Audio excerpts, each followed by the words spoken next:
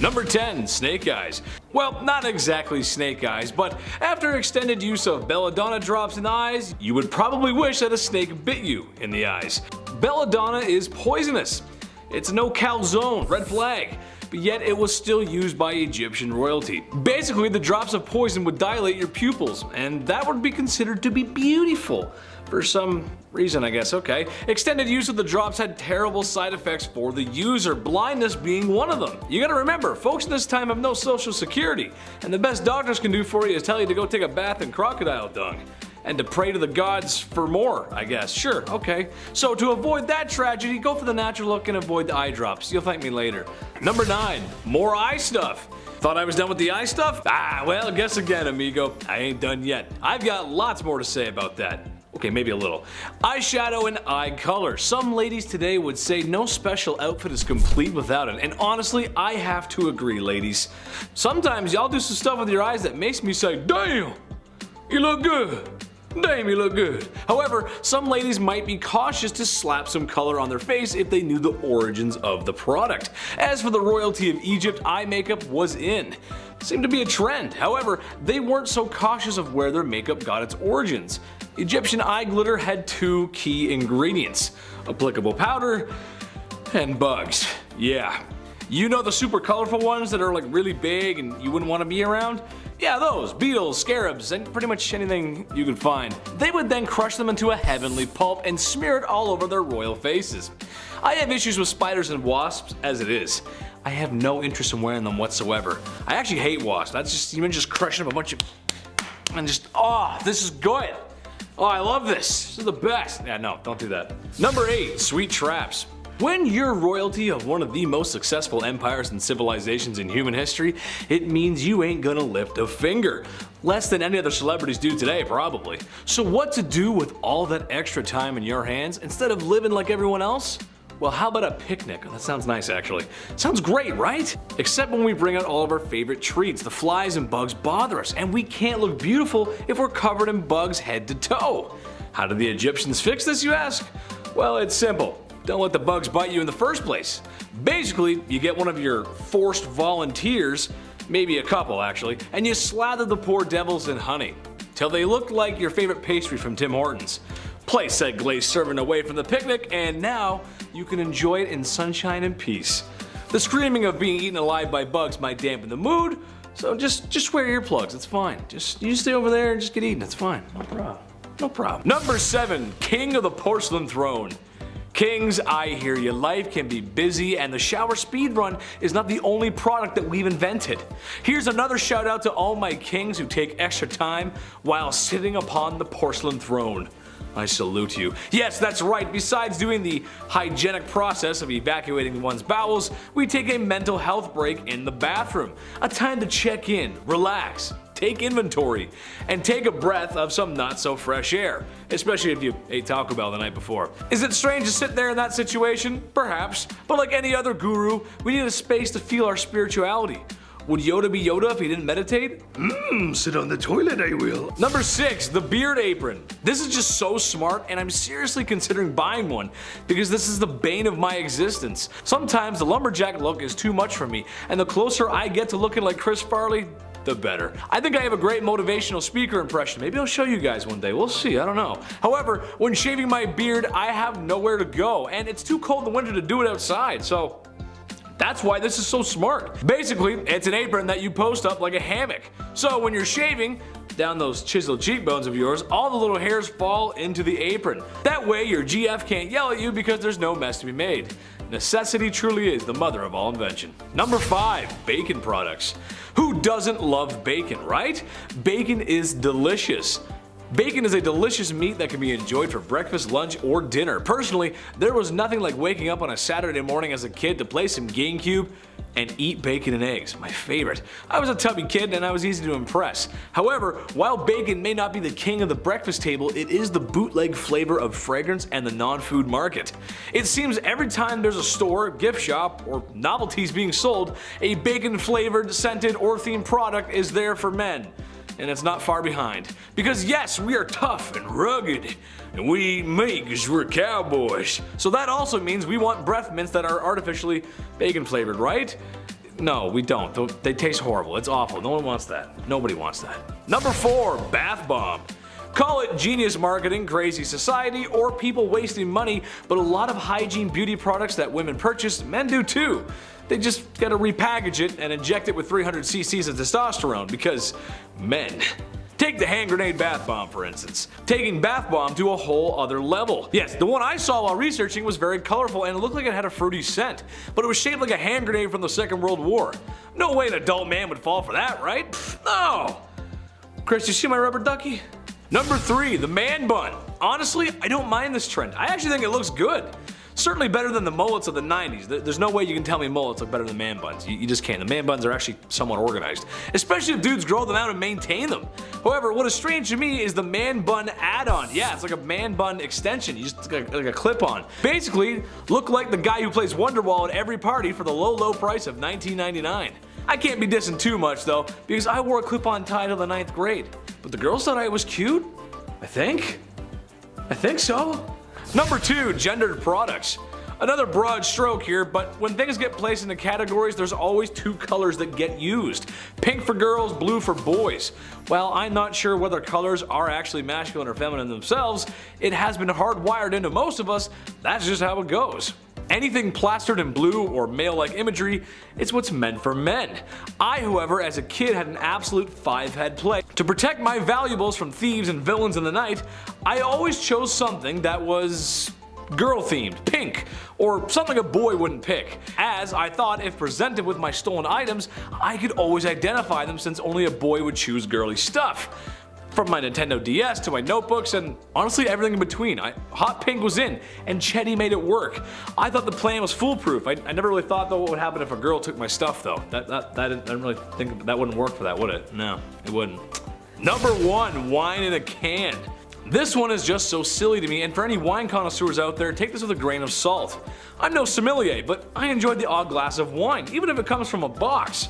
I always thought the wine glass was elegant, higher class, but that doesn't mean you have to be higher class to drink it, or be less masculine. Well, now there's wine in a can for men, because we can't have flimsy glasses. We'll break those glasses because we're so strong. Oh yeah. I just can't imagine wine in a can tasting good. Kicking off the list at number 10, creme bleu. It's the 1930s, you're looking for a way to get rid of those upper lip hairs. Well, creme bleu promises to have your back. They actually promise to have your armpits as well. Yeah, armpit hair and upper lip hair. Gone. For good, you say? Wow, that sounds absolutely lovely. Just don't read the fine print. Don't flip it and zoom in. Don't zoom in. This cream was applied to the upper lip, but side effects caused hair loss all over your body. And sometimes users would suffer from paralysis. It was on the market for $10, which back in the 1930s, that's a lot. Like for hair removal cream, that's a lot. Those are like Beats headphones? What is this? The Journal of the American Medical Association called this product out as viciously dangerous. Rightfully so, and those who suffered from those harsh side effects collectively sued the company into bankruptcy come 1932. The silent killer here in the cream was thallium, commonly used as rat poison. That ought to do it. Number 9, ancient birth control. Although birth control today is easier than in ancient times, it's still a chore. It's routine, it's something you have to keep track of daily, and things go wrong if you don't and lose track. There's a plethora of side effects. You have to take fake ones just so your body, your hormones are all over the place. You can get cancer from these, you can get blood clots potentially. There's very little research on long-term effects for birth control pills. And also, I'm speaking not from experience. There's no birth control pill for guys. This is wildly unfair. I have the most respect. These pills mess you up. My friends will tell me their side effects and I can't believe it. You're all troopers. Ancient Egyptians, their method of ancient birth control was by mixing acacia fruit with honey and ground dates. This paste would then be used directly, and believe it or not, it was rather effective. Acacia gum ferments and then turns into lactic acid, which can prevent pregnancy. Not all of these ancient methods worked like this. There's another that's really bizarre, and I'll save that for the end. It's absolutely insane. I can't believe it. We'll ease our way there, you know, we'll start nice.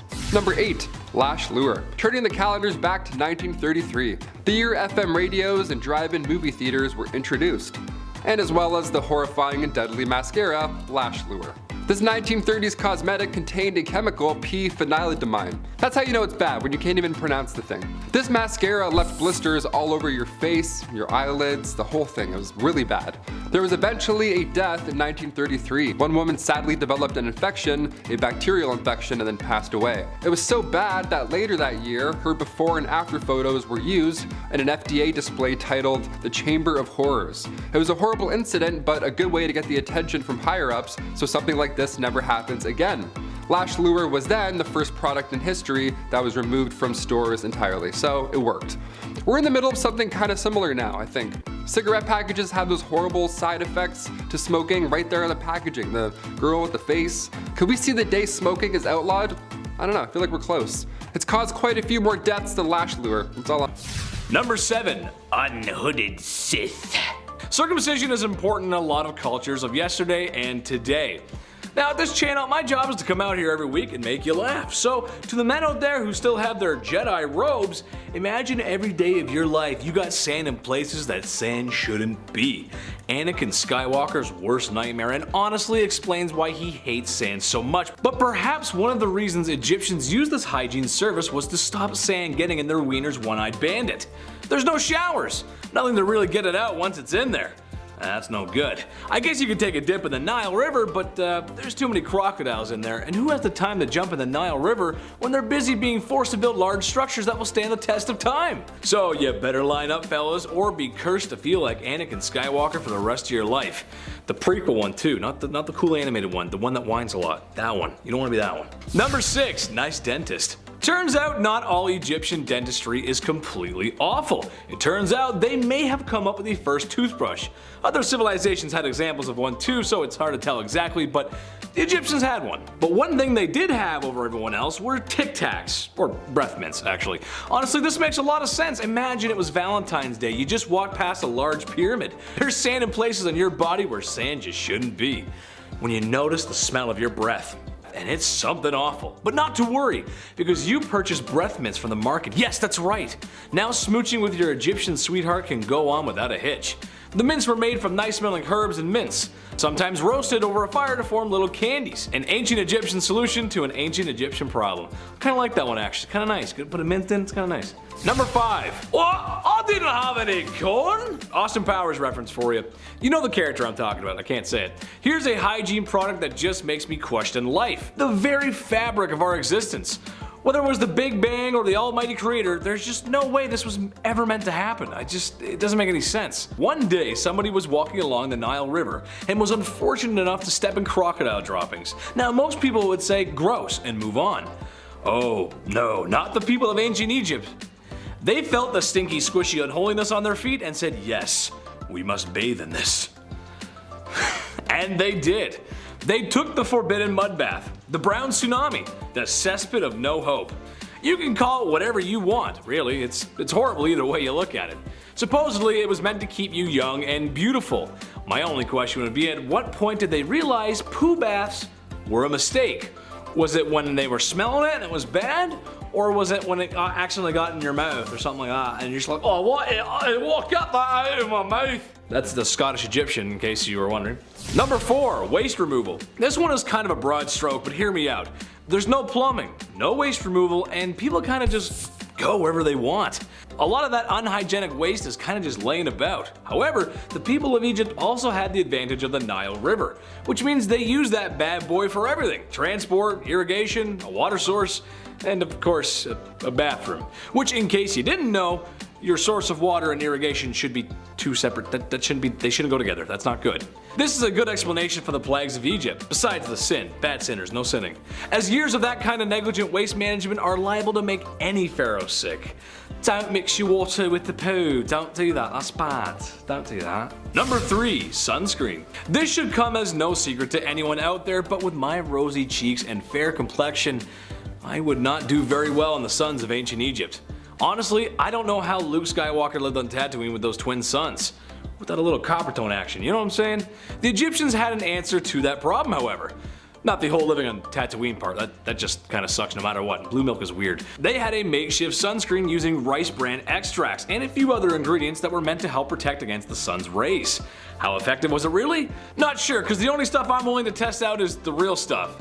And if I get burnt, then I start peeling. And then somebody has to rub aloe vera all over me. Be right back, I'm gonna get some sun. Number 2, cursed craft dinner. You've got no plumbing in your palace, and it's time for dinner. So how does an Egyptian royal make his favorite pot of KD without water? I mean, if college kids can do it in their dorm room, surely they can master the art of post-secondary cuisine. Well, for some unlucky folks, it means taking a pot and walking down to that old Nile River, almost like people rely on water or something, and take a big scoop of water and bring it back. But while you begin to scoop some water, you may notice someone is picking up crocodile dung. And people are bathing in the water. And to your left, there's a maiden washing clothes, and to your right, there's a man doing something I can't repeat on YouTube. Oh well, time to scoop some more water up and consume this clean, nice water at home. Oh, this is the best. Tastes like the village. It's nice. Number 1, pink milkshake. Does it still count as hygiene if you ain't breathing? I say yes. Besides the pyramids and maybe the Nile, mummies are the most famous things about Egypt. And in a weird way, it is hygiene. Hygiene for the afterlife. When someone super important passes on, it's time for a little game of operation. Stomach, liver, intestines are removed and put into jars. You never know when you might need that next. The heart is left because it's the heart, and the Egyptians were die-hard poets, so you got souls in there, you gotta keep that. The most grim process to me, however, is turning the human brain into a forbidden milkshake by mashing it with a small spike and then draining it out in what must have been the grossest waterfall ever. Oh god, that's so gross. Anyway, then you take some linen and start wrapping the mummy up like a dad wrapping last minute gifts on Christmas Eve. Bada bing, bada boom, there you go. Buddy is prepped for the afterlife. Don't mind me, I'm just gonna be sick from the brain milkshake. Ooh. Kicking off the list at number 10.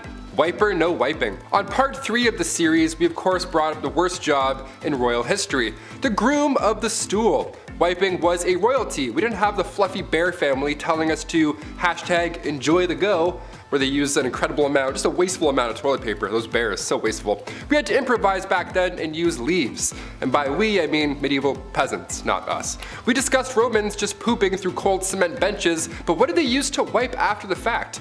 Well, that was the sponge on the stick method, which I'll be honest, that's my favorite of the ancient methods. Because you know somebody had the perfect stick, right? Like one that was like, just the perfect angle to really get in there.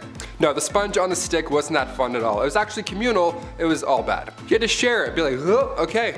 Here you go, sir. Early Americans used brick-lined pits, and that was their washrooms. This was around the time of the Declaration of Independence, and besides human waste, people would dump anything in these toilets.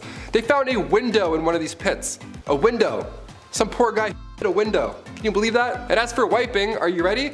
Dried corn on the cob. That's what they would use. Yeah, man, next time you do that corn on the cob butter trick where you like spin it through the butter, all nice and smooth, keep that in mind. Number 9, just pull it. We've talked about brushing your teeth with urine, we've talked about using horsehair for dental floss, but can it get even more bizarre when it comes to oral cleanliness? Yes. We still do this method today. If a tooth is beyond repair or it's causing an infection in your jaw, yeah, just pull that sucker out. See ya. Sometimes it's the only option. Sometimes. Back in the day though, this was the best and only method. Sore tooth, maybe a cavity, something's not feeling right, maybe your gums are just hurting, maybe you bit down on a bone, no problem. Pull it. No matter what the case is, just yank it out.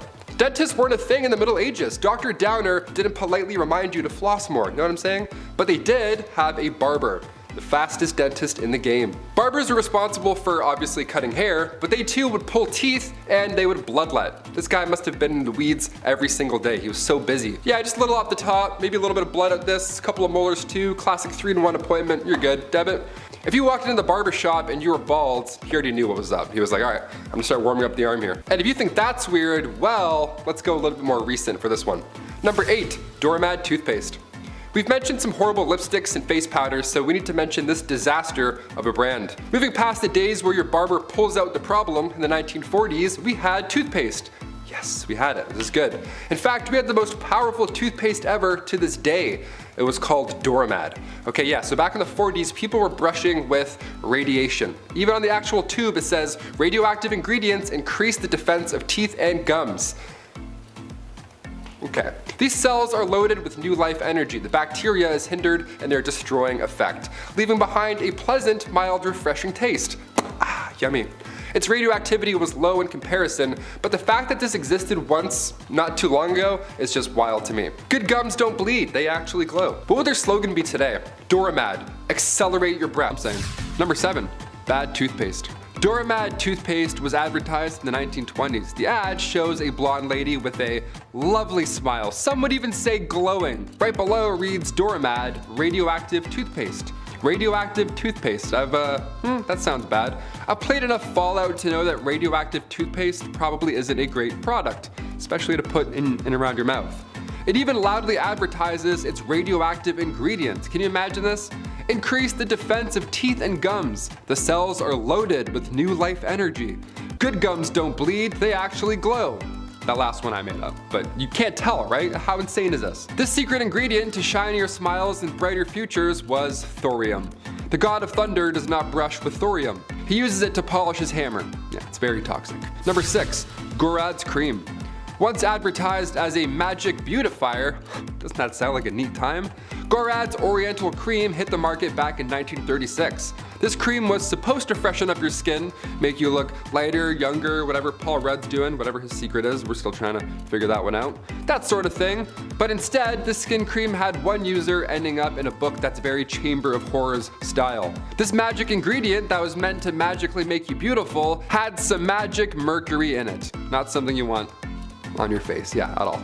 The results were haunting. This woman had soon developed black gums, her teeth loosened, and dark rings appeared around her eyes and even her neck. Mercury poisoning is not fun. Number 5, moss. We're halfway through, and I'll say it again. I'll remind you all again, I have the utmost respect for you ladies. As a guy doing this list and writing this list, I mean the things you had to craft back then and then, put, oh my lord. For example, going back to the 10th century, this was a time long before Tampax was ever even a thing. Women were forced to get creative when it came to personal hygiene. They had to just figure it out themselves and literally collect grass or moss, sheepskin lined with cotton. It was mostly moss all the time. You all are absolute troopers. If it wasn't moss, other solutions were small pieces of wood with lint wrapped around it. Number 4, Q-tips. If you haven't heard, Q-tips are not for your ears. Yeah, I thought this was a rumor. Turns out we're all lawbreakers. I use 2 at the same time if I'm in a rush. No, flip them. I'm a vigilante when it comes to Q-tips. Q-tips were invented in 1923 by Leo Gertzensang right after his wife stuck cotton balls to the end of a toothpick. Kinda sounds like his wife invented Q-tips, but okay, we'll roll with it. From 1923 to 1926, they were named Baby Gays, and then Q-tip Baby Gays, and then finally just Q-tips. That's like a Sweet Baby Ray's, that barbecue sauce. Oh, so good. If they just called it Sweet Ray's, maybe they get rid of the baby, I don't know. You have to try and work it out. I don't know what the bit is, but I'm like, hey, that's a great sauce, and I just thought of that sauce. Baby Ray's, Baby Gays. Back in those days, Q-tips were dipped in boric acid, and they were intended to sterilize wounds. Yeah, and we're just out here like, my eyes roll back every time. I get way too deep. I get too deep where I'm like, oh, it's gone. Huh, there it is, magic, I'm a magician. After this, there were even Q soaps, Q oils, Q creams. It's like Apple, like iPad, iPhone, the other i stuff. So what's this rumor that they're not supposed to be in your ears? What's that about? Well, in 2008, Dennis Fitzgerald brought forward concerns about Q-tips and how they're really pushing earwax into your ear canal, leading to possible infections more than anything. When Cheeseboro Ponds bought the company back in 1962, they added a warning on the box. A warning that we and I gladly still ignore. Just talking about this, I'm like, oh, I'm gonna go clean my stuff out. I have Q-tips in my bag, literally, I'm always prepared. Always strapped. Number 3, hair removal trick. In the late 19th century, something called thallium actate started to sweep the nation. It was a hair removal method which even today is the talk of the town. Laser off that peach fuzz for good. Zero. Gone. Thallium was used back in the day, but originally thallium was prescribed for those who suffered with ringworm. But even so, thallium didn't do anything per se about the ringworm, it just caused the patient's hair to fall off. So the ringworm was then easier to find. I'd prefer a haircut if you ask me, but sure, thallium does the trick as well.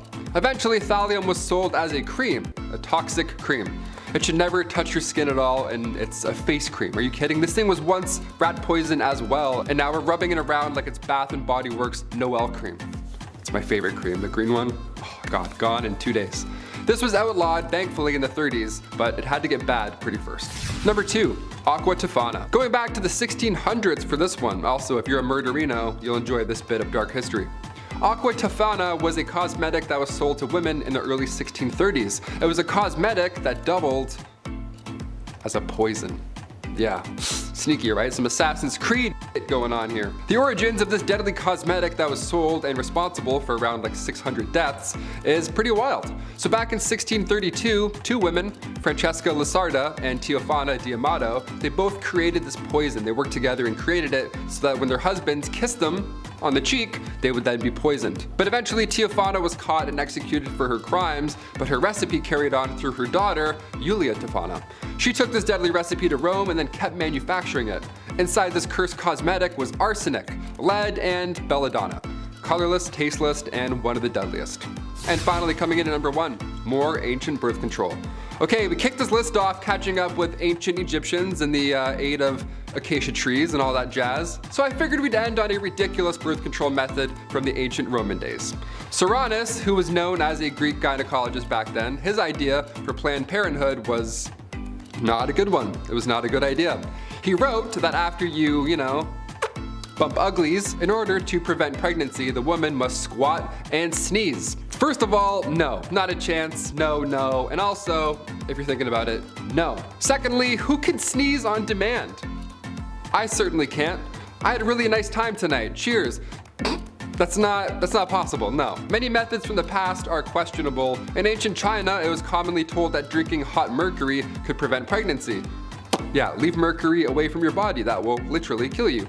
Ancient Greeks would drink blacksmith water because they too thought the exposure to lead could prevent getting pregnant. This idea came back around World War I as well. Women were working in factories and actually trying to get exposed to lead. That was the whole idea.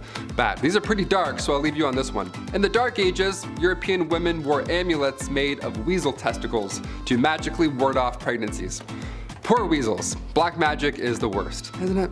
Kicking off the list at number 10, hot topics. Over in Finland, they're changing the game. The sauna over there is considered a national institution. It's a large part of both Finnish and Estonian cultures. These saunas are commonly found surrounding Finland's lakes, corporate headquarters, and, oh yeah, of course, the Parliament House. Saturday in Finland is traditional sauna day. It's not Saturday for the boys, it's just Saturday and we're gonna breathe in each other's mouths for a bit. I can't even fit into a bathtub. I look like an octopus trying to escape a jar. It's not relaxing, it's not a good Saturday at all. I wanna move to Finland. When government leaders can't agree on an issue, they take it to the sauna. How amazing does that sound? In the middle of passing a bill, dudes will just pause and then go hit the sauna. We need this over here. Finns describe the sauna as a secret weapon behind their diplomatic advances. Director of the Finnish Employers Confederation described the ritual saying that it's easier to discuss problems openly. It's like when we're doing a presentation in class, they always say to imagine everybody naked. Well, this was just that scenario played out in real life. Take away the briefcase and tie, you're just a naked dude sitting on a bench talking about inflation. Kind of an odd picture when you think of it. Number 9, the outhouse.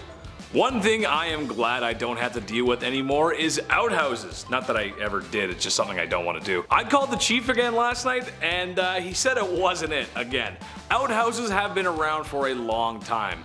Technically just a hole in the ground where the business is done. It wasn't until later a small wood shack was built around said hole, and then it became an outhouse. Because the design of the outhouse is quite simple, there is a few design flaws that really just don't make any sense. Okay, yeah, it had to be built away from the house, as it is a pit full of refuse that exit a human being, but it's also built away from your house, so if you gotta go bad, I mean, you gotta go bad. You might not make it. This also is not so fun if you live in a place where it's cold, and you have to dress just to take a leak. But really what is the craziest thing is that after a certain time, that hole is going to fill up with an unholy godliness I wouldn't wish on my worst enemy. And now you gotta move it somewhere else. I know they wouldn't fill up that fast, but after a few years living in the same place, there'd be a few holes everywhere, and that's just not good decoration, is it? Not to mention, if you were living in the time of the expanding West, an unseen rattlesnake or scorpion could make the potty time your last. I'll just stay indoors, thanks. Number 8, there's not a Visine for that. Does anybody else sneeze when they look at the sun, or is that just me? Do I have issues? I have a handful of allergies and one of them apparently is A star, that's neat. My eyes are literally always dry. I think I forget to blink. I'm not really sure what's going on, but today there's a Visine, luckily, for everything. Eye drops are common, but written in the oldest book of medicine, the Ebers Papyrus, chock full of ancient Egyptian medical recipes, it contained old optical treatment. Even in Egyptian artwork, you can find ancient cataract treatments. British archaeologist Austin Henry Layard found these clay tablets from ancient Babylonia around 625 BC, and treatment for dry eyes was a little different than today.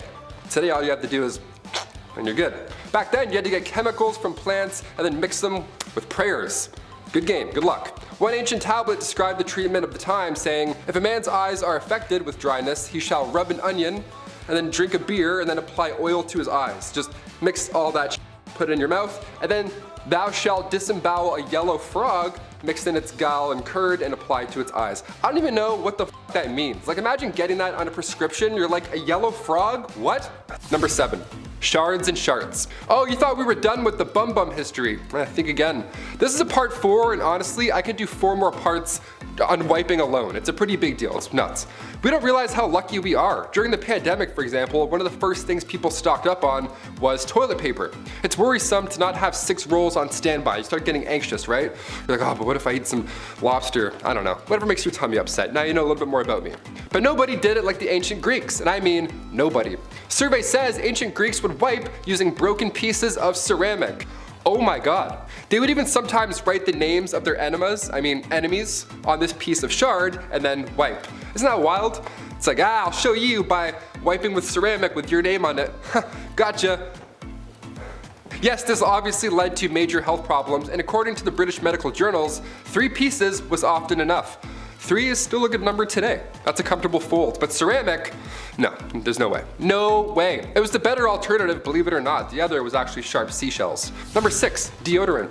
Before the Old Spice guy was even born, what did people do to smell good? What? Deodorant was first introduced to the public back in the late 1800s. It was called Mum. It was a cream that used zinc oxide, and it was stored in metal cold containers. Nothing like Speed Stick at all, not even close to being discreet. You can't put this stuff on the bus. They're gonna go, what's that guy doing with that jar of goop? Ancient Egyptians used ostrich eggs when it came to ancient deodorant. They made perfumes and were amongst the first to try any type of deodorant. So, thank you.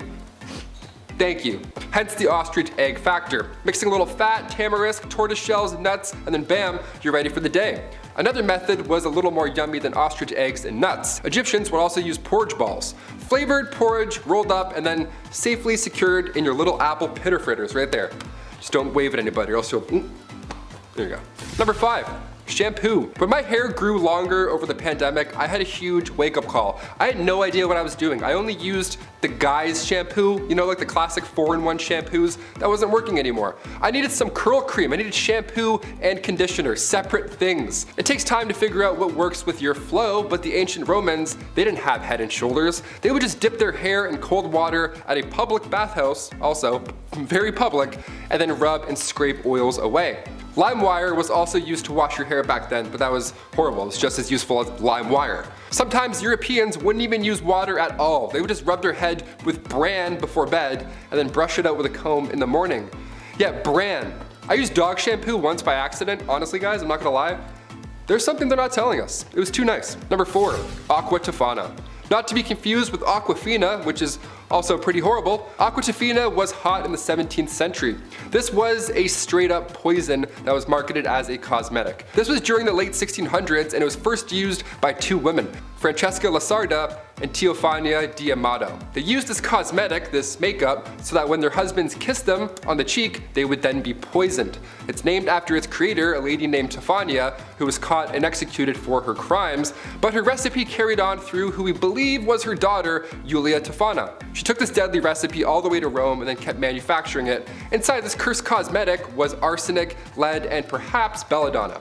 It was colorless, tasteless, and one of the deadliest. This cosmetic took over 600 lives. Brutal. Number 3, baldness. So what if you're going bald, but you don't have a massive 16th century stupid wig? Then what do? Well, back in those days, if your hair started to thin out or you were losing patches, you would need a mix of chicken droppings. Yeah, chicken mixed with potassium. Okay. This ancient advice comes from a man named Peter Levens. He wrote this method down in 1654 as an alternative to lice-infected wigs. Both sound absolutely horrible. Honestly, I think I'd rather the lice-infected wig. At least then you can just take it off. Number 2, sailor's delight. Life on the sea was all but a sea breeze, and even today, you know how hard it is to take a shit on a boat? Whale watching's fun and games until your stomach decides it's had enough of the sea and wants to go home. While it's a rockin' and rollin' way of using the loo, how did sailors do it back in the day, before anything helpful? Was it easier being far away from the general public? Was it helpful that water was all around the place? Honestly, not really. That's when a tow rag comes into play. Yeah, anytime the word rag is used, you're not in for a good time. Near the head of the ship where the toilet was, this little indent or whatever the toilet, it wasn't a toilet, it was a hole, there was a single rope with a rag, and when it wasn't being used, or shared rather, the rag would be tossed over the side of the ship so it would just dangle in the water and wash away all day, which is fine, I think. I'm not really sure. The sharing is caring thing, I'm not on board for, pun intended. Do you fold, do you scrunch, or do you use barnacle rope? How do you do it, guys? Comment down below. Number 1, Q-tips. I love Q-tips a lot. I do 2 at the same time, and then I flip them, and then I do it again. Yeah, I get them twice. The first one for cleanliness, and the second one because it's for me, because I feel like it. Sue me. My eyes roll right back. It's the best. If COVID tests were done through your ear, I'd be getting tested twice a day just for fun. Q-tips, most of us know by now, weren't exactly made for cleaning your ears. As much as we only use them for that, Q-tips were invented in 1923 by a man named Leo Gergenzang after his wife stuck cotton balls to the end of a toothpick. Sounds a lot like she invented Q-tips, but sure, we'll roll with it. From 1923 to 1926, they were named Baby Gays, and then Q-tip Baby Gays, and then finally just Q-tips. Baby Ray's is like, too close. Sweet Baby Ray's is like way too close. Our sauce is not even close to that product. Back in those days, Q-tips were actually dipped in boric acid first before being shipped out. They were intended to sterilize wounds. After this, there was even Q soaps, Q oils, Q creams, Q cards, whatever, you name it. Anything that made you a QT. So what's this rumor that they're not supposed to be used in your ears? Like, sorry, what? What's that all about? Is that real? Well, in 2008, otologist Dennis Fitzgerald brought forward concerns about Q-tips and how they're really pushing earwax further into your ear canal, leading to possible infections. When Chesborough Ponds bought the company in 1962, they added the warning on the box, a warning we all gladly will still ignore, like I said at the beginning. I take one look at my earbuds and I'm like, yeah, I need 4 Q-tips right away. I need Q-tips yesterday. Kicking off the list at number 10, pig toilets. Yeah, we'll start off with a nasty one. Look, we're on the part 6 now. We're talking about some ancient hygiene practices. It's gonna get gross, it just has to at this point. I've talked about Roman toilets, horsehair dental floss, so now we gotta dive into some yucky stuff. Pig toilets began around 200 BC in China, and these pig toilets were actually pretty common. You would just go to the washroom over top of a pig pen. It's pretty straightforward. It's pretty awful, but also it's all they had. It was pretty awful, but I would say it's worse for the pigs. Definitely worse for the pigs. The pigs would eat the waste because it was mixed into their food. They couldn't tell the difference. Ugh, horrible. This was one of the few options to manage waste, especially in areas where plumbing wasn't possible. I talked about pigs going to court in a recent Bumblebee video. If I was a pig, I would be pressing charges left, right, and center after this. That's so disgusting. We're at number 10, and I want to puke. Nice, buckle up. Number 9, water closets. This one sounds fun. A closet full of water. What a blast, pun intended. Back in the 1800s, all over Europe, our modern day version of the bathroom came to life. Thankfully, I'm very glad this happened. If it didn't happen, it'd be a little bit different nowadays. It takes 2 things to have a water closet. A home big enough for a room purely devoted to waste, which is amazing. And of course, running water, that definitely helps. Sir John Harington, godson to Queen Elizabeth I, was determined to invent what we now know as the basic toilet. Back in 1596, he created this idea, and people actually made fun of this guy for spending so much time working on a useless device. Yeah. The more we know. Cut to 200 years later, another inventor by the name of Alexander Cummings reworked the water closet, added an S-trap, the little valve between the top and the bottom parts of the bowl, and now we're on the right track. Then a couple years later, in 1777, Samuel Prosser applied for a plunger closet patent and got it. A year later after that, Joseph Brahma enters the toilet game, adds a valve on the bottom, an old school ball cock. So we're getting there, slowly over time. Different inventors are bringing their new ideas in, all so that we can go and take a shit.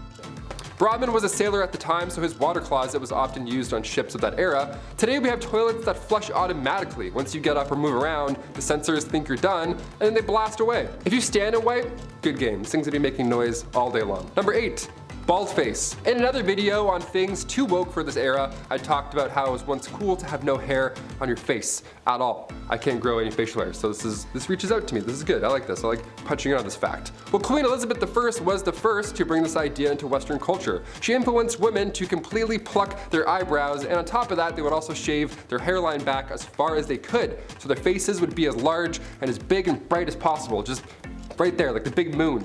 It was common for women to soak bandages in a mix of ammonia, vinegar, walnut oil, all to hopefully suppress the hair growth on their forehead. Facial hair was removed, but body hair, that was left untouched. The Catholic Church also influenced the look. Growing your hair out was a feminine display until you went out in public and had long hair. Then it was immodest. Because, of course. Number 7. 1 night with Venus, 2 years with Mercury. It wasn't too long after humans discovered toe curling that, as much fun as that may be, there can be some unfortunate side effects. Knowing somebody in the biblical sense can transmit not so fun diseases, if you catch my drift. Like syphilis. Early stages being sores and uncomfortable rashes, late stages having much more serious side effects, like blindness, heart disease, and oh yeah, it can make you go crazy. So throughout history, and especially before there was antibiotics, how do you treat a disease so common amongst people participating in the devil's dance? Liquid mercury. Yep. People tried to treat a disease by consuming liquid mercury. When applied to the skin, it burned. Therefore, if it hurts, it works. It was noted that syphilis would go away after mercury treatments, but this could have just been a stage of the bedroom rodeo disease, as its symptoms disappear right before things get bad. This is also assuming that people taking mercury aren't getting sick of mercury poisoning in the first place. This practice continued way longer than it should have, as it wasn't until discoveries made in the 1900s that a better option for treating the brothel-related illness. Honestly, with this kind of logic, anything's possible. Sky's the limit when you're crazy. Number 6. The Great Stink of 1858. It's one thing living through a pandemic, but at least we're not living through something called the Great Stink. Yeah, the Great Stink of 1858. Who was responsible for this? What did you eat? What happened? Well, this was an event in central London, and it lasted for a few months. In the summertime too, which is just great for great stinks. It was so hot and dry that the Thames dried up, leaving just sewage, just all that gross you can imagine. The smell was so bad, Parliament had to close for an entire day. I want to know who the first guy was to be like, you know what? Nah, I'm going home. This sucks. This sucks. Good call. In order to continue work, Parliament had to soak the curtains on the riverside of the building in lime chloride just so they wouldn't be sick. They had to soak it in chloride to be like, that's better, it's better, we think. They were on the verge of moving their entire operation to Oxford. That's how bad it was. Members of the committee were quitting their jobs. While this sounds all bad, hundreds of tons of limes were being discharged into sewers to help the smell. So if you had a stuffy nose in July 1858, you could have made 1,500 pounds a week just messing around with limes. You missed your shot. Number 5. The Human Flytrap. This is honestly so five-head. A brilliant play. Might be one of the best moves I've ever seen. Have you ever been to a picnic with a nice sandwich, some fresh crisp potato chips, and an ice cold lemonade as you sit on a warm blanket, enjoying the view just over yonder? When all of a sudden you are attacked by a swarm of bugs that just ruin the vibes, and now you don't even want the sandwich. Who made this lemonade? It's so bitter. I don't even like chips. The pharaohs of ancient Egypt felt the same way, except they had a great way to deal with it. Simply take a few of my servants and slather them in honey. Place them away from our royal picnic, and bada bing, bada boom, you got no more flies bothering you or your sandwich. This honestly sounds completely cruel, and at a time when hygiene in general wasn't great, how did they get all that honey off? Sure, a dip in the Nile will get rid of most of it, but you'd probably just glaze yourself for a crocodile's lunch. Honey would get stuck in places where the sun don't shine. And just like shame, you can never really wash it off. Number 4. Ancient sunscreen. As soon as summer comes around, game over, honey. I burn so easily. I have freckles for 2 days, then the rest is just red and just bad. All bad. That's why I'm a fan of winter. I don't have to keep applying sunscreen to my face all day and feel like I'm about to faint. But how did Egyptians beat the heat in ancient times? They didn't have Banana Breeze SPF 35. What did they do? Well, ancient Egyptians valued their skin as a symbol of beauty. You think your morning skincare routine requires a lot of work? Yeah, buckle up. Their routine was written on a tomb wall and also scrolls. They used rice bran containing UV absorbing gamma oryzanol, and that was used to block the sun off. Jasmine as well helped repair sun damage. Just some chick named Jasmine, she was like, don't look at it, just stop. Ancient Greeks used olive oil as sunscreen, which as far as UV protection goes, did absolutely next to nothing. You'd be burnt and dehydrated, but you know what? tan line, so. Number 3. Red Dead Bandage. America 1864. There's a polite disagreement between North and South whether the South should be still using YouTube's least favorite S word as a business practice. The verdict? It wasn't very nice. That aside, the Southern states fought hard for a very stupid reason. Idiots. Such a hard fight in the fact that it was taking a serious toll on everyone. Specifically the Southern economy and civilians who got caught in the raw end of the deal. The war was a huge cost of life and money for both sides, but the South just didn't have the same resources the North did. So, after years of fighting, things weren't looking too good. An example of this was the South washing and reusing bandages as supplies were low and casualties were high. This might be hard to stomach, but that's just what happened. Nurses washed the blood off of blood-soaked rags and bandages to reuse simply because there was no supply. I don't have to be a doctor to tell you that reusing bandages in a time before antibiotics is a bad idea. It might be better to just not have a bandage in that case at all, as the chance for infection would significantly increase. Dutch, you got any fresh band-aids over there? I scraped my knee fighting with Micah. Hurts real bad. Maybe get John to kiss my boo-boo better. Number 2. Ancient socks. Somebody got me socks as a gift over the holidays, and let me tell you, still the best thing you can get. Socks and lip balm, you can do anything you want. Game over. Socks in ancient Greece were not the right and left neon green athletic socks that you have today. No, not even close. Socks came around in the 8th century BC, made fresh from, you guessed it, animal hairs. Yeah, it was gross. This actually led to Romans tying animal skins around their feet and then tying them up. Cut to the 2nd century AD in ancient Rome, the sock game got real. Romans began using fabrics instead of animal skins, and it was softer, lighter, and all that jazz. And then later on in the 5th century, socks were worn only by the most holy. Socks were associated with the church, they were considered a symbol of purity. Yeah, you heard it. Socks would go all the way up to your leg, a little different than the New Balance ones we have now that just go up to your ankle that, you know, fall off when you're halfway to work and then make you really upset. I have one right now, I'm gonna go figure it out. Number 1. Heavy stomach. We as humans need food and water to live. Water honestly being number 1. I mean, I could eat a little bit more, but water's more important. But it is what it is sometimes. People in the past had no choice but to build water pipes out of lead. Sure, maybe it wasn't common knowledge that the lead was toxic, but a lot of people did know. So that's why all the cities that sparked up during the Industrial Revolution were built with such. Lead as a material did make sense as it was cheap and easy to use, so that simply outweighed the health risk of lead poisoning. Lead was a common material in other products as well. But when your drinking water is supposed to be fresh, maybe it's time to spend a little more so we don't end up, spending a lot more on healthcare for lead poisoning. After years of being underground, the pipes corrode and leak toxins into the water stream. It's why in older cities, a lot of time and money is spent today replacing old pipe infrastructure. To me, it's a classic case of, let somebody else deal with it, I'm sure it's fine. Well, I'm off to go work in a completely safe asbestos factory. I'm sure there's nothing wrong or bad in there. Kicking off the list at number 10, medieval manicures. You can clip your toenails anywhere you want these days. An alarming amount of people do it on airplanes, apparently. Yuck. But how did we clip those little piggies back in the day? Before modern fingernail clippers were patented in 1875, we have to look to the ancient Romans and how they got rid of those hangnails. Biting them off, of course, that was the best way. That bad habit I'm sure half of you have, as well as me. That was the best way. Boink. Eating the nails, bad stuff. In 35 BC, biting nails was written as a way of dealing with nervousness. Even back then, anxiety it was a thing, of course. Ancient Greeks had a tool that looked a lot like toenail clippers, but it was actually used for pulling hairs. I'll get into that one a little bit later, it's a bit more intense. Medieval methods for cutting your nails were usually to use a small knife, so around the Babylonian age, the newly invented scissors would just do the trick as well. You just gotta have really good aim. They're big, rusty, giant, comedically big scissors almost. Sandpaper was also commonly used as well, and to that I say great idea. We still use that today. Number 9, hot pokers. Okay, I absolutely hate this so much. It makes me cringe, and it will probably do the same to you. No wonder people are actually afraid of going to the doctors. Their ancestors had good reason to be. It was pretty much comparable to going to a torture clinic. Yeah. Though I have to say there was some sense behind this one. If you were to receive an injury where the loss of blood could be fatal, cauterizing the wound was a good way to stop it. But it would definitely suck.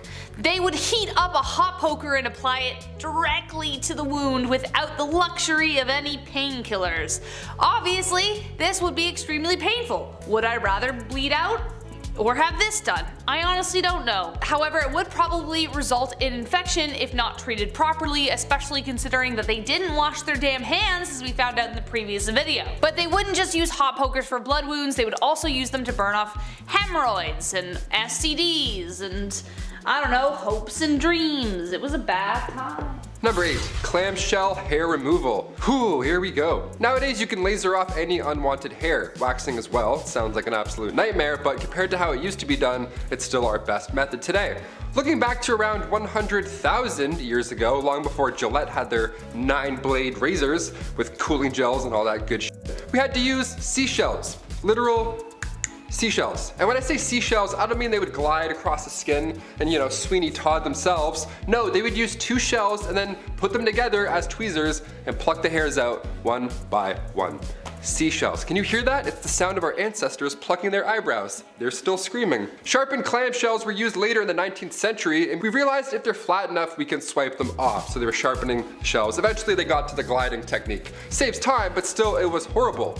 And if that sounds bad, 30,000 years ago, we used flint blades to shave. Yeah, just remember, when you nick yourself, it can always be better. Number 7, loincloths. Okay, I have to adjust the jeans for this one.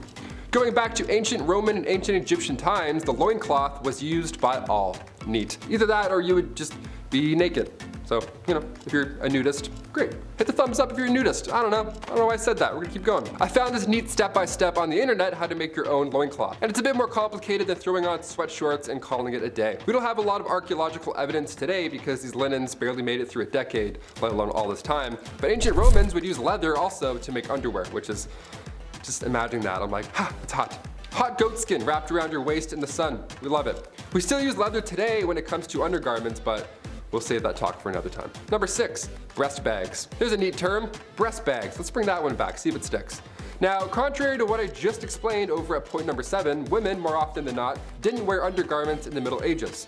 Up here, at least. But in 2008, at Austria's Langborn Castle, something that resembled a modern-day bra was discovered. It's believed that only higher-ups, ladies of nobility rather, were the only ones who had the privilege to wear these breast bags, or breast cups. I say breast bags, sounds a little funnier. We have bags of milk in Canada, so you know, I'm connecting the, yeah, that's I gotta connect the jokes. I can't say much personally, but this does not look supportive enough at all. It's like a pirate flag, it's like ripped apart, this is nothing. If you have back problems, I don't think these breast bags are gonna help you. If you're ever catching up on some 13th century readings, well, now you have an image when you see the word breast bag.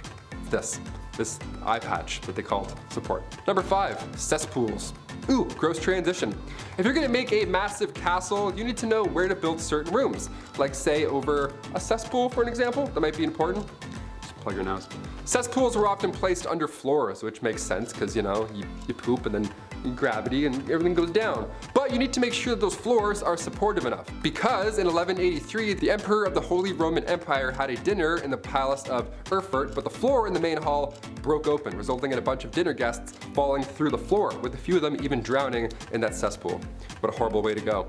Then again, in 1326 England, Richard the Raker had just sat down for dinner, guy hasn't even started his meal yet, and then again, the floor broke and he fell through and drowned. I'd say chamber pots were safer, definitely, but when it comes to waste, honestly, just out of sight, out of mind. Just get that away from me. Literally, pun intended. Number 4, towels. I'm pretty picky when it comes to towels. I always have to have way too many just ready to go at all times. You know, in case I want a bath, in case I want to have 2 baths in a row, you never know. Today we have nicer towels at hotels than anything, honestly. We all know somebody with a Bahia Principe resort towel in their closet, and you're like, really? Really, you thief? Okay, I'm telling. Around the 1800s, flour sack towels were the best you'd get. Now, around this time, suppliers were packaging flour and other foods in these cotton sacks. This saved big time on barrels, and eventually they were cut into tea towels. Now, come the Great Depression, resources were of course limited, so these flour sacks were used now for multiple reasons. Clothing, toys, quilts, pillowcases, diapers, and of course, towels. Wouldn't feel too good on your back, not at all. Number 3, same clothes, new day. King James, and no, I don't mean LeBron, I mean King James VI of Scotland this time around. We'll talk about him another time. He had a pretty sweet idea when it came to changing clothes. You don't. Simple as that. What a dream, right? The amount of times I change my shirt every day for literally no reason, it's such a waste of time. It's like black, gray, black. Yeah, that's it. It's a waste of time. King James would wear the same clothes for months at a time, even wearing the same hat for 24 hours straight. Guy's devoted to the hat game. He just slept like, didn't move a muscle. He went as far as not bathing either because he thought that it was bad for his health. Yeah, things were thought differently back then, as you may have known by now on this channel. James became king when he was just 13 months old, and he succeeded Mary Queen of Scots. In 1603, he took over as ruler for both England, Scotland, and Ireland for 22 years, and he looked the same every day. Gotta love it. Who's committed? Number 2, unwanted hair. Pubic hair is a biological mystery, and yes, even after we hit puberty, we still can't figure it out. What are you? What's going on? So far we believe this is part of our evolutionary history, and it comes from a time where we needed fur all over our bodies, right? Like animals. We evolved to protect ourselves against the cold and just in general to keep that area, you know, safe. I don't know why I did that sound, but it's safe. So why is it that ancient Greek statues of women are completely hairless? Well, this was a time where if a woman's area was hair-free, for some reason the Greeks symbolized it as being pure. Okay. So in order to be considered pure, you'd have to use razors and creams, pumice stones, methods that were not as smooth as today. What's even more annoying is that men who would grow their body hair out, that was a sign of maturing. Yeah, I'm not either of these categories. I can't grow anywhere where I want to. It's just bald. I'm just a bar of soap. Yeah, I'm not gonna use a stone to shave either. Thanks. We'll pass. Next. And finally, coming in at number 1. Acne. Ancient Egyptians and Greeks came up with an interesting method of getting rid of those pimples. Now reminder, this was long before Dr. Pimple Popper was ever a thing. You ever click one of those videos and you're watching for like 40 minutes? You're like, I'm gonna be sick. Is that yogurt? What is that? Physicians back then discussed these elevated spots with black tops that can plague your skin for 4 to 5 years. But by squeezing these mysterious spots, you force out the maggot inside.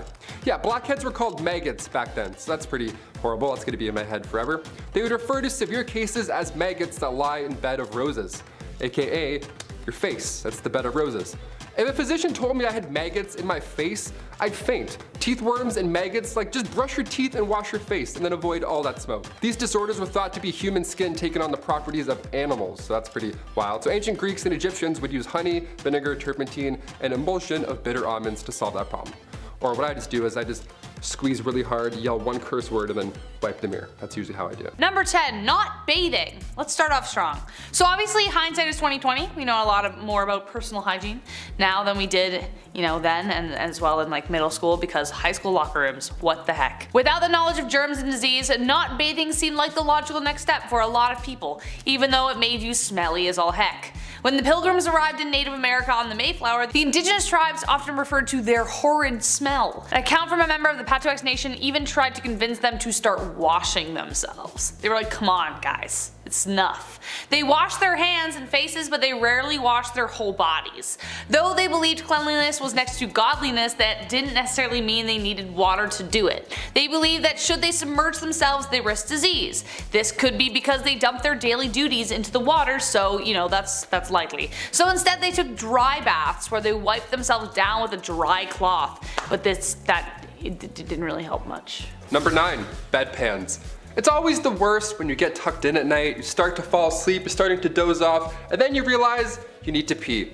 It's the worst. You gotta get up, walk down that long, scary hallway, blind yourself for 2 minutes, and then get cozy all over again. Well, in the Middle Ages, you would just toss your full bedpan out the window. Easy peasy. Heads up. Oh, oops. It's so gross. Or sometimes, if you were feeling a little lazy, this was also common, you would use the bedpan and then just slide it back underneath your bed and go right back to sleep. If anybody ever gives you shit for having cups in your room, show them this video, show them this history. You're fine, you're not that bad. Back in those days, we weren't exactly aware of the disease that we threw out the window as well. Most of the time it was number 1, so the rain could just, wash away the yuck, but these buildings were only one story. It wasn't going anywhere. If you were tossing anything out, you'd be stepping over it the next morning on the way to, the public execution or whatever. Number 8, a lead facial. Today, if you have tan skin from that hot summer glow, it implies that you have had enough leisure time to acquire such a hue. Getting a tan is the thing unless you're like me and slather on that sunscreen for health, and so you look like a newborn baby when you're 80 years old. However, it was the opposite in times of old. If you had sun-kissed skin, that meant you worked hard in the fields, a symbol that you were a peasant or of lower class. If you were rich, you tended to have much paler skin, therefore implying your status, but simply staying out of the sun wasn't enough. Elizabeth I used a combination of lead and vinegar to achieve a bright white complexion and to hide her smallpox scars. The compound was called ceruse. This tradition even goes all the way back to women in the Roman Empire. Empire. A well-known actress named Kitty Fisher was also said to have died from the material as it slowly poisoned her with daily use. The material would add blisters, so she put more on to cover it up. Same with Elizabeth, and yes, slowly you understand. Number 7. Mouse skins. It honestly seems like we really can't get our eyebrows right. In the early 2000s, they were plucked within an inch of their life. Today we have brow pencils, waxing, soap brows, which I really don't understand. Back in Elizabethan times, they were plucked entirely off of the face to make foreheads look bigger. And now there's this trend. Eventually, bountiful eyebrows came back into fashion, and for those women who weren't blessed with such brows, resorted to mouse traps. That's right, in order to get that luscious furry frame above their eyes, they would catch mice, skin them, and apply them to their eyes. Yay! In the 17th and 18th century, more specifically, women of nobility were known for shaving off their eyebrows entirely and stick on the mouse skin. It was better if the mice had really dark fur because the popular look of the time was pale skin and black eyebrows. Gee, I wonder where Snow White came from. But even more hilariously, they would place their brows higher than normal so they walked around looking surprised all the time. Imagine one of them receiving the worst news possible while simultaneously looking like they just won the lottery. Also, the glue wasn't very good, so they would fall off at leisure. Your mom died. Oh no! Like what the heck? Number 6. Horsehair dental floss. Yeehaw! Okay, despite how annoying dentists can be sometimes, flossing is vital when it comes to mouth cleanliness. But using horses' hairs to do so, that just sounds counterproductive, no? Early human remains were studied and it showed these grooves in between their teeth. So they would sharpen these little sticks on both sides or use horsehair to get those hard to reach places. Even back then, way in ancient times. If it wasn't horsehair, it was thin, long twigs. Honestly, I'd rather use the twigs. At least that has like a scent of some sort. I don't know, like minto green, something like that. Horse back? No. It really wasn't until 1815 until a New Orleans dentist named Levi Spear started to use silk thread to floss in between the teeth instead of hair. Thank you, Levi. As fun as horsehair flossing sounds, I'm gonna stick to the spearmint. Spearmint. Levi Spear.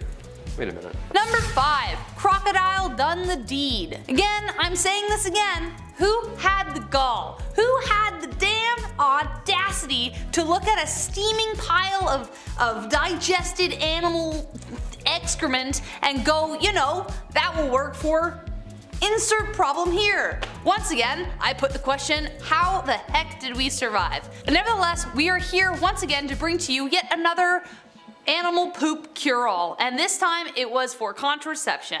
Yes, in ancient Egypt, women would use crocodile dung as a contraceptive. Yay! Now, crocodiles were worshipped and sacred to the ancient Egyptians, so that could be one reason why they thought it would help. They would mix it with sour milk, to make it a pasty kind of poop dough with a hope that would create an acidic barrier to sperm. Kind of like a dungy version of a diaphragm or a cap used today, but covered in spermicide. We had to start somewhere, but I honestly can't think of a better way to kill the mood. Hold on, honey. Gotta shove some poop out there. Number 4. Sulfur for freckles. Ooh, this next one gets me hot. This next one hits too close to home. Sorry, frecklers. I love my freckles. Every summer they pop harder and harder. Better, faster, and stronger. I love them. But back in the day, there were some pretty insane methods to get rid of them. I know, get rid of them. How could you, right? How dare you? Having freckles in ancient Roman days meant you couldn't participate in your favorite magical rituals. Yeah, sorry, Balthazar. I'll catch the next meeting, I guess. I'm gonna go wash up. Having freckles meant you were impure or polluted. And in ancient Greece, having a beauty mark or 1,000 on your face or cheek meant a bright future was in store for you. So depends really where I am. But I'm like, huh? Medieval Europe, moles or freckles meant that you were for sure a witch. Great.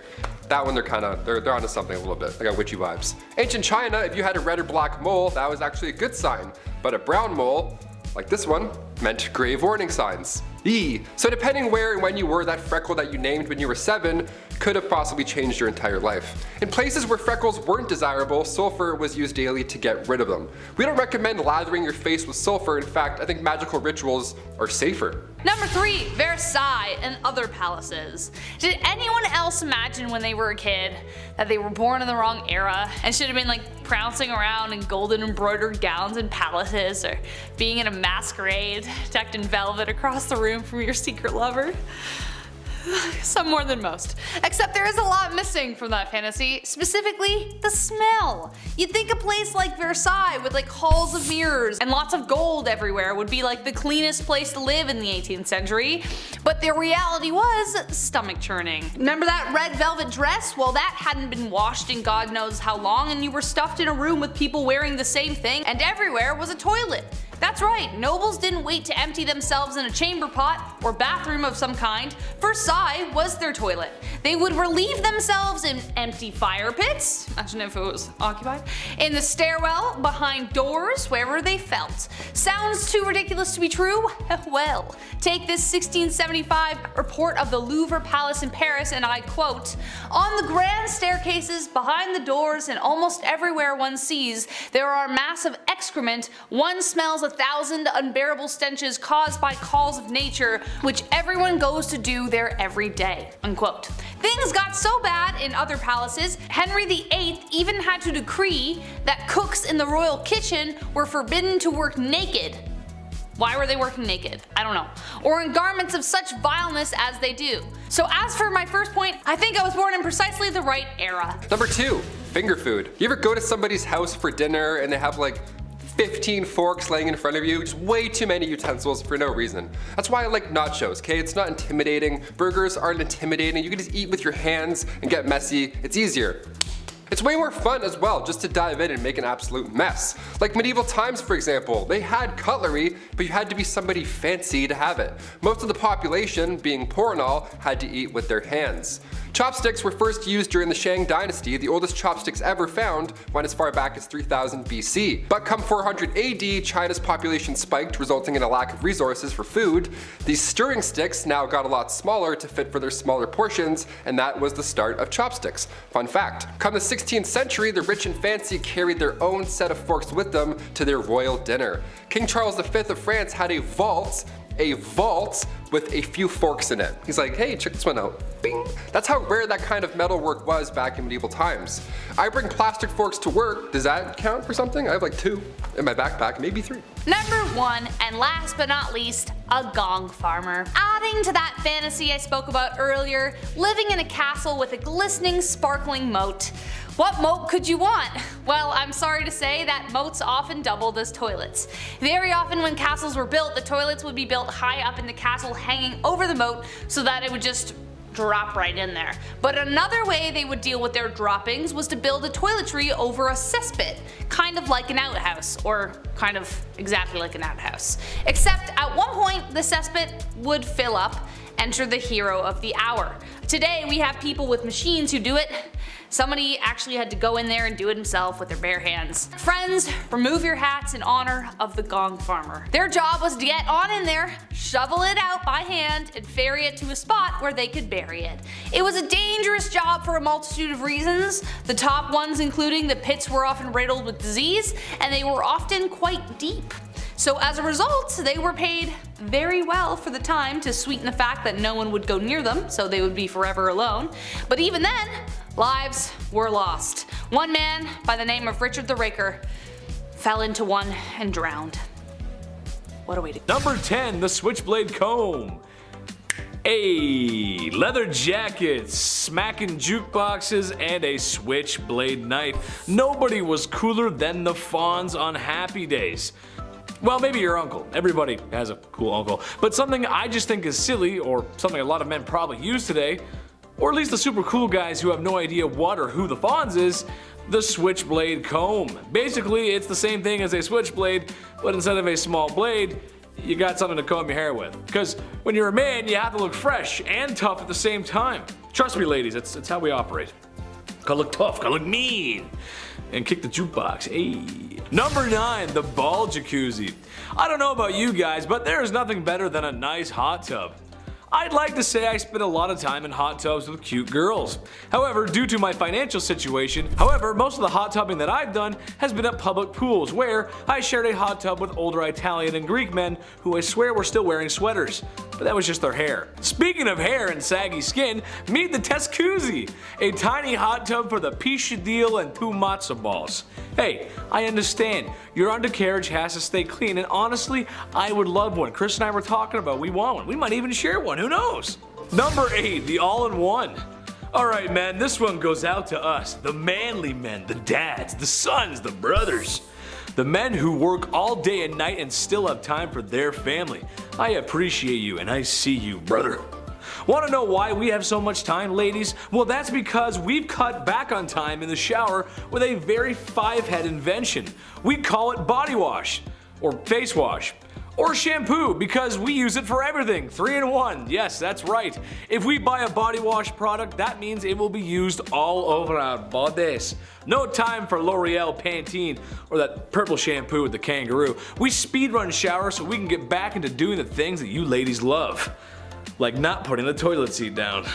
Number 7, Victorian laundry day. You spilled some mustard on your shirt today, that stain will be gone by time you get home. We're pretty advanced when it comes to quick stain removal today, but like the Romans, which I'll talk about later, it wasn't always smooth sailing. Take the 18th century for example, when laundry day came around, it was an event. It was like an ultimate chore. They had to take daylight in consideration and plan their washing days, as in more than one. The Victorian era was exhausting. They would soak their clothes overnight, then the next day would be spent soaping them up, boiling them, rinsing, soaping again, rinsing again, maybe soap one more in case there's too much pee-pee, and then rinsed another time, wrung out, mangled, laid out to dry. Hence the sunlight timing, starched and then slowly ironed. Cut to today, we have to encourage adults not to eat Tide Pods or drink bleach. We'll get there, maybe, I don't know. Number 6, wigs and makeup. When you don't bathe and are overall just smelly, you're gonna need to do something to cover up whatever the heck is building up beneath that bodice. Wigs would have never become as popular if it weren't for a very specific venereal disease called syphilis. By 1580, the STD was the worst epidemic since the Black Death. Patients clogged hospitals, and without antibiotics or protection, things got pretty nasty. Sores, blindness, rashes, dementia, and patchy hair loss. Thus, for the sake of keeping up appearances, wigs came into fashion. Also the makeup I mentioned before. Balding was a huge humiliation, so they made wigs out of horse, goat, and or human hair. They also cover the wigs in powdered scented with lavender or orange to hide any foul odors, and as we suspect, there were a lot of foul odors. They weren't stylish until 1655 when the King of France started losing his hair and had 48 wigs made. Then 5 years later, his cousin Charles II of England joined the train, and suddenly powdered wigs became like the next best thing. Wigs did help curb the lice problem though, because the human hair had to be shaved in order for the perukes to be worn, but the wigs themselves had to be deloused often. And yeah. Number 5. Urine deep. Turns out we used pee for a lot of things back in the day, and today we still do? Question mark? The Romans used urine to wash their clothes, and even more impressive / gross is the fact that they used urine to help with inflammation, burns, or skin disease. Yeah, pee was the #1 trick. Get it? Number 1? Okay, we'll move on. Best way to whiten that smile was not a Crest white strip, but rather a facial mask dipped in the mellow yellow. Just pee. Because it's so gross. We mentioned on this channel before that Gladiator sweat was once bottled and then sold. Well, their pee as well was sold as this beauty product. Clean out those pores with a drop of Igor. Get it while it's hot, folks. This is extremely gross, obviously, but it does make sense. The ammonia in urine kicks stains away for good. That's why they would wash their clothes in the same way. Now we get it. History. Gross. Number 4, rush plants. Today we use chic shag carpets that, really tie the room together. Sips White Russian. But back in the olden times, they used something called the rush plant to pad their floors. But the thing was, this layer of dense plant material was a breeding ground for nits, ticks, and other creepy crawlies. It was a really unsanitary situation, but like, what else were you supposed to do? However, this kind of flooring made them vulnerable to disease and infection. The reason being, as these floors would not be renewed for sometimes 20 years, the bottom layer, left undisturbed, would accumulate a lot of really gross stuff like animal droppings, feces, the piece of grizzle you dropped that one time, fish scraps, whatever. So it was just not, it was like basically a swamp down there. Number 3, royal bum. The groom of the stool is a little bit different than the groom of a wedding. It was perhaps one of the worst jobs to have, but, pun intended, it's one of the most important roles. The groom of the king's close stool was a position created during King Henry VIII's reign. Their job was to wipe the king's butt. And if that doesn't sound horrible enough, this poor lad would carry the king's stool with him, like on his back like a JanSport, and then monitor the king's meal times, and they would plan their day around when they thought the king would take a shit. I would be so anxious if a guy wearing a box toilet was just hanging out near me. He's like, hey, you feeling alright, boss? You good? You feeling full? That was a lot of bread earlier. You sure? Alright, take 5. Just, I don't know. Just take a look. I don't know. I'll let you be. Good job. You must be thinking, what poor soul got stuck with this job? Well, this job was an honor, my friend. Sons of noblemen were awarded this role. You would get pretty close to the king, I mean obviously, but as time went on, these grooms became secretaries to that king. Pretty good upgrade, eventually getting a higher pay and benefits. Yeah, I would hope so. Even the king's walking, talking toilet gets dental back in the day. How neat is that? Number 2, eagle dung. I'm honestly not even sure what to say about this. You know? You have to have some kind of magnificent conviction to be like, I have no reason to believe this is true, but I'm 110% sure that bird dung will fix it. Like, that's some kind of confidence I don't think I'm ever gonna get. Eagle dung was a common substance found in the birthing room of all places. It was often rubbed in to alleviate the pain, most often accompanied by rose water, because who wants to smell that while they're bringing life to the world? No one, obviously. Obviously that didn't work, and the bacteria from the stuff probably didn't help their recovery either. They also used to place amulets and charms on the stomach to speed contractions and put coriander on the thighs. Coriander was believed to attract the baby out of the womb. A risky move considering people either love or hate coriander. There's no in between. It either tastes like soap or it's the best thing you've ever had. If the delivery was proving difficult, they would open cupboard doors, untie hair, and perform other metaphors to help the mother deliver easier. But it's the eagle dung that really gets me here, folks. I have no excuse for them. Number 1, the dirty dead. What feels like a never-ending maze, the catacombs under Paris stretch for hundreds of miles. They're a big tourist attraction obviously today. Horror movies have been made about these catacombs, just these walls of skulls, but where did they come from? Why were they put there? Also, how bad was that smell? See, originally the tunnels were built for Paris stone mines, but near the end of the 18th century its purpose started to shift. Cemeteries were starting to pile up, and I mean that in a literal sense, disgusting. There was nowhere to put all these bodies, and everybody else started to get sick because of them, because they were breathing in, you know, dad corpse hot dog breath. They didn't quite know how to handle the dead in a clean way, so they just wanted these bodies out of sight and out of mind. So all these dead bodies that were laying in alleys or on the side of the road, they were gathered and then tossed under the city in these tunnels. These tunnels have been there for centuries before them, so you might as well put them to good use. And by good use, I mean let's just stack skulls in an orderly fashion and terrorize civilians for centuries to come.